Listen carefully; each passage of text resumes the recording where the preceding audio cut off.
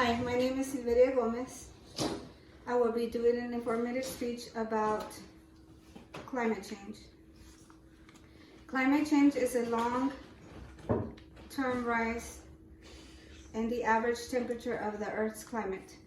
The purpose is to inform you about the possible solution to climate change.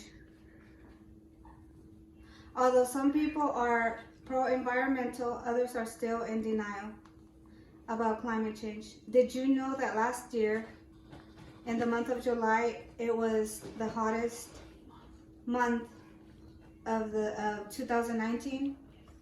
Pro-environmentalists are people that can support the goals of the environmental movement. They want to minimize the negative impact of one's actions on the earth. Today, efforts are being made to reduce the carbon emission on a global level, at global levels. Multiple studies show 97% or more of the climate scientists agree that climate warming over the past century are due to human activities.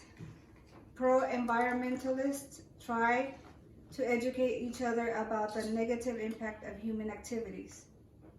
They try and show others how to reduce the impact of global warming, like recycling, reducing home energy, saving water, purchasing green products, and avoid buying certain products. According to NASA, the Earth has many factors affecting due to the greenhouse levels. Evidence today reveals that the current warming is happening 10 times faster than the average rate. Evidence has also been found that the lower atmosphere is trapping the greenhouse gases, making the temperature rise. There are people who do not understand that climate change is something we need to look into, and that it is changing every day, and we need to find a way to fix our problems.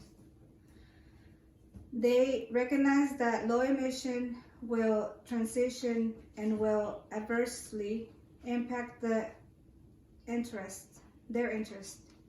For example, Exxon was accused of misleading its shareholders about climate change regulations. People oppose the environmental movement because some complain that it takes individuals' property rights and take money from businesses and jobs to give money to clean air and clean water.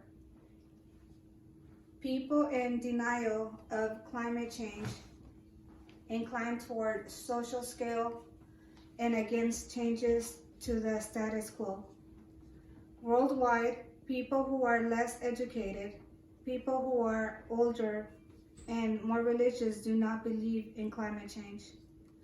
Gender and income has a very small effect on whether a person wants to be an environmentalist.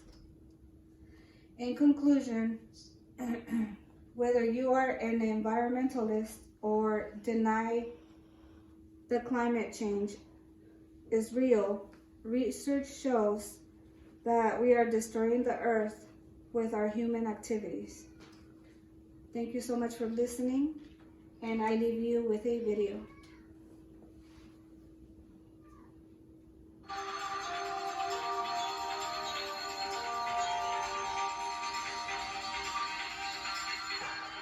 This past July was the hottest month on record, according to a report released Thursday by the National Oceanic and Atmospheric Administration. Above average temperatures blasted 17 contiguous U.S. states. The state of Alaska, several countries in Europe, and the African continent were also hit with their highest July temperatures to date. CBS News contributing meteorologist Jeff Baradelli joins me now. Hi, Jeff. Great to see you. Yeah, good to be here. Too bad we have to talk about this. July was the hottest month on record globally. Is that right? July was the hottest July? and the hottest month ever since we've been keeping records back in the 1800s. And the reason is that we are emitting tons of carbon dioxide into the atmosphere through the burning of fossil fuels. So it's a really simple equation. The more carbon dioxide we put into the atmosphere, the thicker the comforter gets, the thicker the blanket gets around the Earth, and the warmer it gets. And the warmer water, actually, it kind of stores that heat as well. Yeah, let's talk about sea surface temperatures, because those were the hottest ever for July as well, right? And what are the immediate negative consequences of that?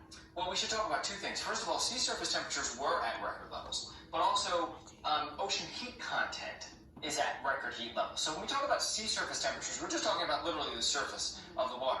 When we talk about ocean heat content, it's much more comprehensive. It goes down 2,000 meters or so, and that is literally off the charts. Every single year we set new records. So what's happening is the oceans are absorbing about 93% of the excess heat that the Earth is storing due to fossil fuel emissions. And it's getting stored in the ocean, and that is energy to kind of fuel all kinds of extreme weather. So we're talking about extreme heat waves in the ocean, which kills all kinds of coral reefs. It affects hurricanes. It makes them stronger. We expect that to continue into the future. We're going to see more Cat 4s and Cat 5s in the future. Almost all the research shows that. So there are a lot of negative consequences. What does it do to life forms in the ocean? Does it change their migration patterns? Well, it does. So that's complicated, right? I mean, the Gulf of Maine has gone up tremendously, and they're worried about lobster in the future and where they're going to be. I mean, they're going to just move to a different place, but that also kills the industry to a degree in parts of Maine. So that's just one example. But another big example is coral reefs. We've lost somewhere around probably 40 or 50% of coral reefs around the globe. A lot of that is due to these huge oceanic heat waves, and about 25% of the life in the ocean at some point in its existence depends upon coral reefs. So if you lose the coral reefs, you start breaking down the ocean food chain and the ocean chain it sets up a chain of events, if you will. One other thing we should mention, we've done stories on the sargassum seaweed, which is just running rampant in the Atlantic Ocean. Part of that is due to fertilizer, part may actually be due to warmer oceans as well, and these huge algae blooms that are happening. So there are a lot of consequences. It's kind of a domino effect. It sounds pretty catastrophic.